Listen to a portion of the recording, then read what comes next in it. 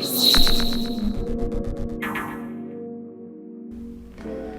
what's going on, Scatterbrains? Thank you for coming back to another episode of Brilliancy. My name is Travis, and I am here to do a review for Married at First Sight, Season 13, Episode 6.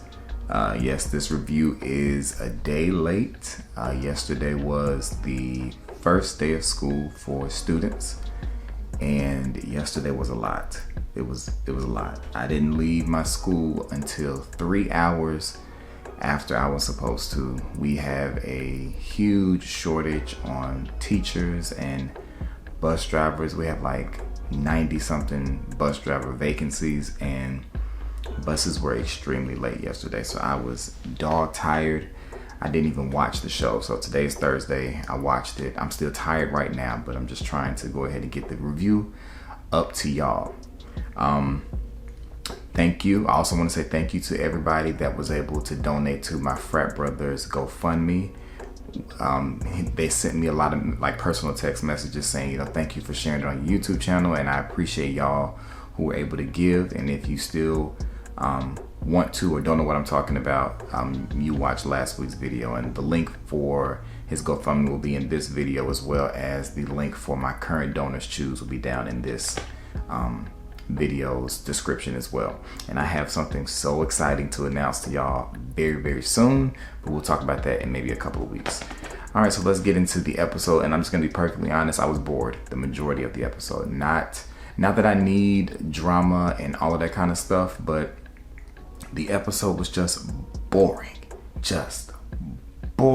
and I don't think it's because I'm like sleepy. I just think I was just like, okay. It's like a bland resort that they're at. Makes for a bland time, you know what I mean? But, all right, so let's just kind of talk about who we can. Of course, let's get Zakayla out of the way. Obviously, Zach still has the coronavirus situation going on. Michaela is back in Texas. Not really understanding why Michaela had to leave Florida. How come she couldn't just quarantine in another room? But I guess Lifetime didn't have enough money for her to get another room. They said we spent all of our coins on testing, and we don't have any extra money for y'all to just quarantine in separate rooms. So if we got to pay for extra time for him to be at this hotel, Michaela, you got to go on back to Texas. Okay, so that's all that happened with them. Not really much to talk about there. And as always, I'm just going to go from the top and go down. I realized I took a lot more notes than I intended to, just because, like I said, there wasn't that much going on. So I felt like I was literally typing up play for play what was happening. But we'll start with Girla. They have, and I'm going to apologize if this is blander than you like. The episode was like a saltine cracker, okay? They talk about the last name stuff. She's not compromising. She's not budging on wanting to change her last name. I don't necessarily know the ins and outs and specifics of cultural stuff when it comes to changing last names, as far as the Hispanic or Latinx or whatever is the correct term to call them, that community. I don't know. My personal thoughts are, I guess I'm traditional in that my wife really ain't like her last name like that. Completely different story, different video. So she dropped her last name completely, kept her middle name, and took on my last name.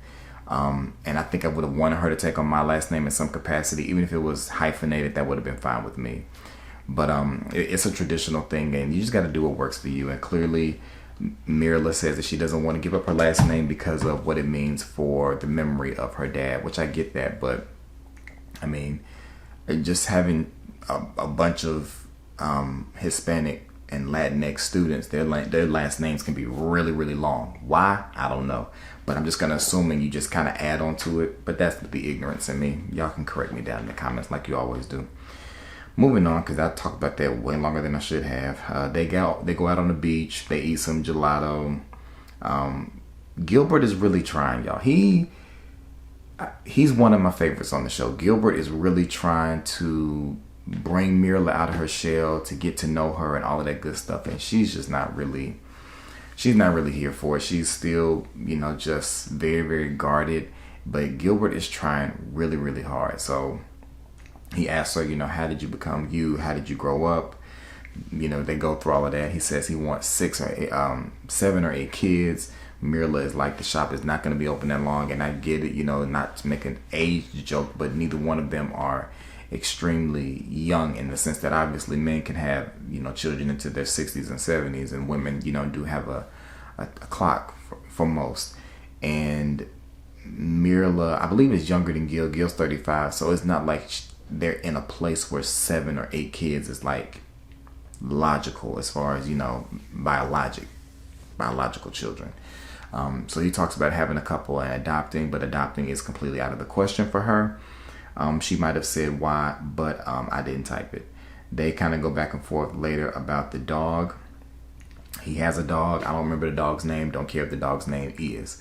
But she's not feeling the idea of having to walk the dog. He has a professional dog walker that lives, I guess, in his apartment building. And she's like, well, you can just keep her. But she's not remembering that they're going to move to their own place. But Mirla doesn't want to have anything to do with the dog. And that's that on that. Now we're going to go on down to Bonnie. The pillow block is still there. I was going to say another word that would have been inappropriate and probably would have got this video flagged. But the pillow is still there. I'm usually liking to watch Bonnie, but tonight they got on my nerves. I think everybody got on my nerves. I think because my patience is so thin. Just from yesterday and today, I have a low tolerance for all these people, okay? So Bonnie, Bao got on my nerves again. Tonight she got on my nerves. Okay, let's just stay focused, Travis. It's the snoring thing, because I think we talk about it like twice in this episode. I'm not trying to discount her feelings and whatever it is she went through, and however people picked on her for snoring, but it's just like, girl, you can't control it. You can get I tried the little things, you stick them like right here. My wife said I do that and I knock it out in the middle of the night. There's alternatives out there on the market, but at the end of the day, if you get in your sleep, then that's all that really should matter. Johnny can go get him some earplugs if it's that big of a deal, but I don't think she needs to be carrying all this baggage from when she was in summer camp when she was 12 and people used to pick on her for snoring. Just at some point you got to learn to let stuff go.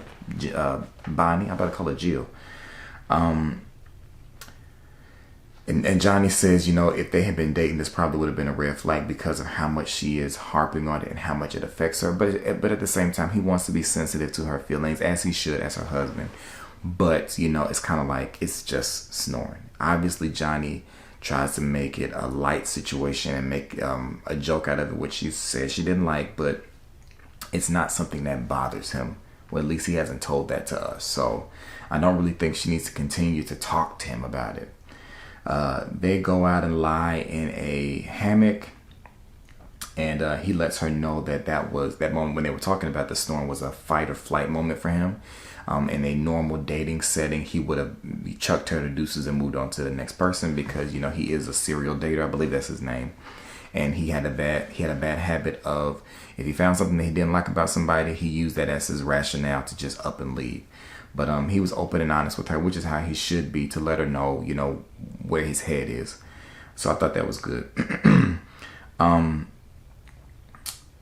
He said that he started having doubts, and Bao said that she could tell, but she has a tendency to overthink things, and I think that is apparent to all of us. I don't think there's one person who watches this show that doesn't think that Bao is an overthinker, and I can be an overthinker, so I get it.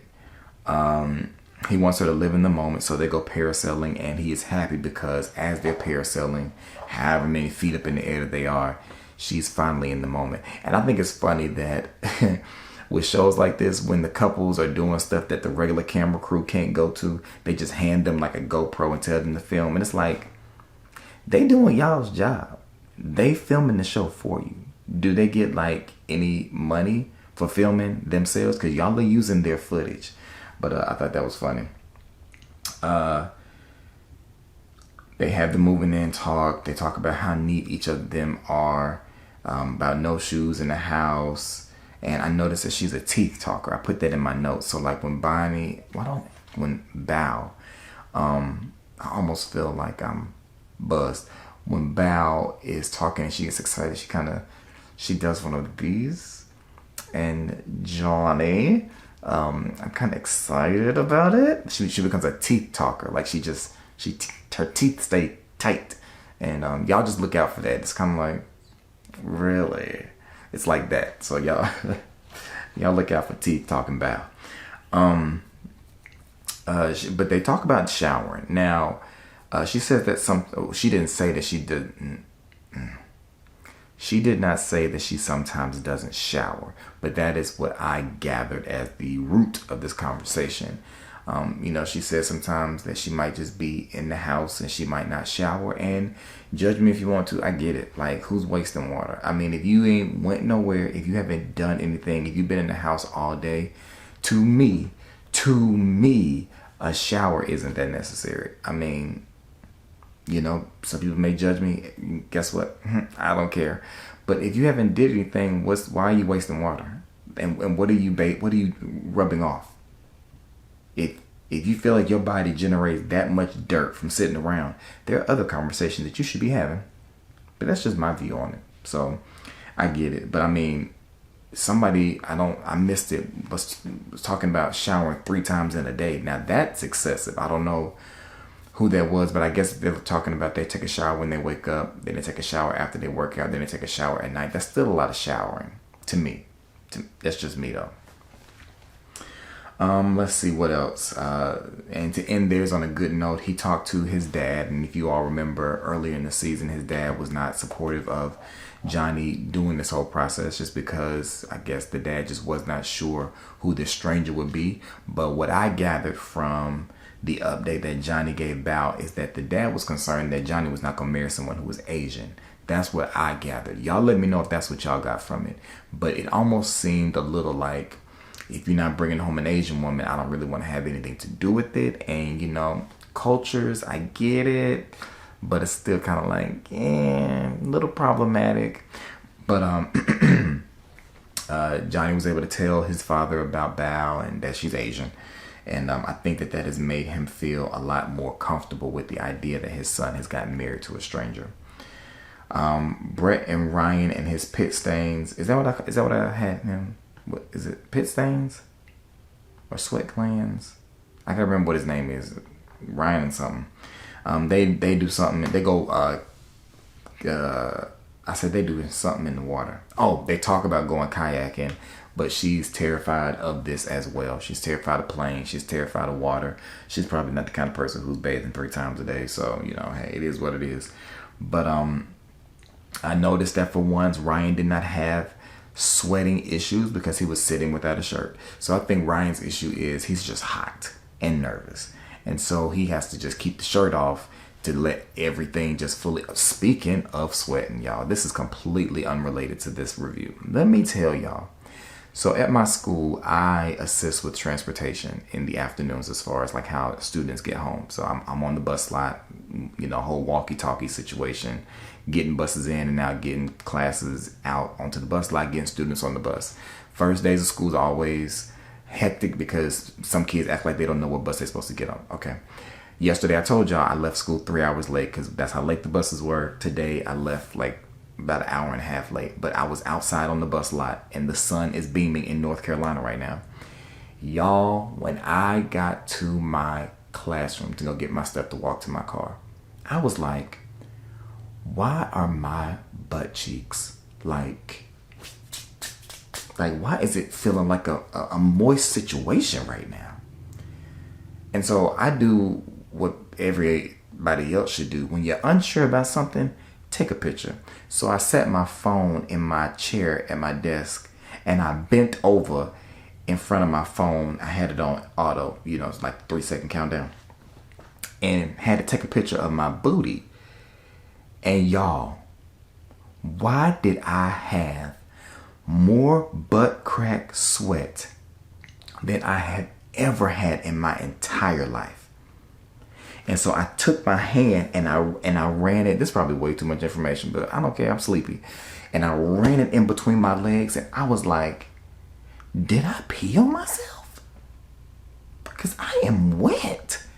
Y'all, I had so much sweat in betwixt my legs.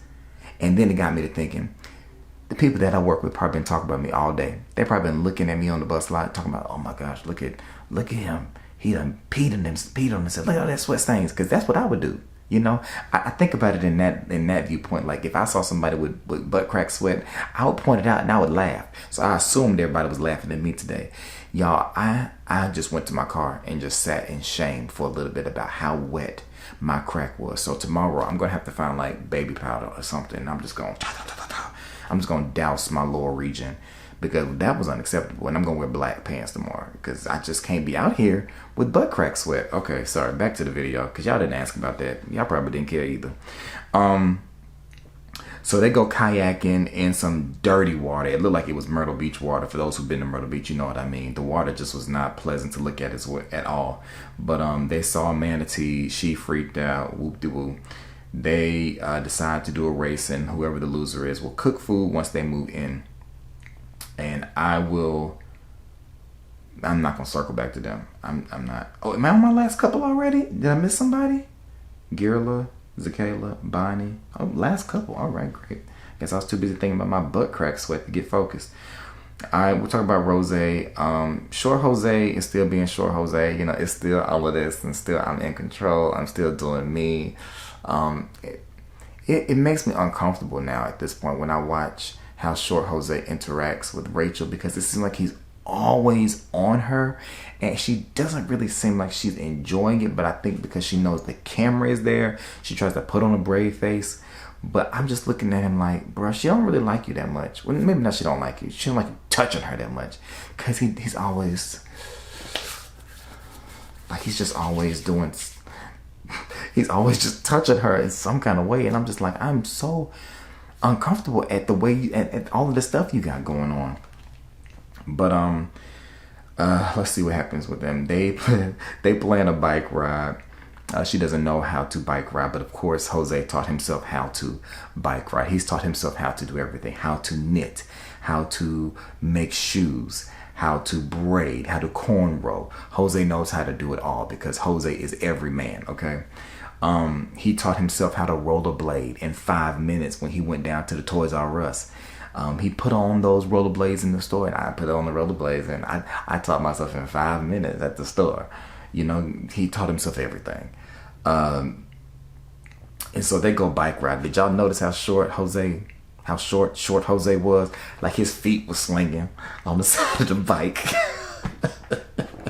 He had to do the hop up to get on top of the bike, because the bike was too tall for Short Jose. So he had to hop up on the bike. You know, you had to pull yourself up to get a good, seat. And then his feet was swinging. His feet be swinging in a lot of stuff. Y'all just pay attention to see if y'all be seeing his feet swing. It's time for me to go to sleep. All right, so they talk about dream vacation. She says she wants to go to Switzerland, and Jose was like, skirt. What about Vegas? Well, let's go to Vegas. It's a lot more cheaper. We're trying to get everything set up for these kids, and I've made sure that I've done everything I'm supposed to. She says that she thought she hit the jackpot, and I was thinking, like, the jackpot of what? Because, yeah, but if Rachel feels like Short Jose is the jackpot prize, hey, more power to you, Rach. But she's still just uncomfortable with the controlling part of him. But okay, whatever. Now, one thing that I typed in my notes that kind of irritated me was last week we saw the scene of Rose talking to Zach and giving the update about what was going on with him and Michaela. That scene was from the day they showed this week, because they showed after the bike ride, they went and sat down in this little area, and I was looking like, wasn't that the exact same area they were sitting at when they talked to Zach on the phone? And then I went back and watched the preview, and I was like, that's the exact same thing. So the purpose of them chopping and screwing, that I really don't know what that was about, to show us that scene last week, even though it wasn't with that. That's the only thing about the editing of these reality TV shows. It can get on your nerves a little bit. So they talk about their account stuff, and the joint account talk comes back again, because of course Rachel is just not interested in having joint accounts, but of course Jose is. But he has to let her know, I've got a near perfect credit score. I'm at 850. You can Keep clapping for me.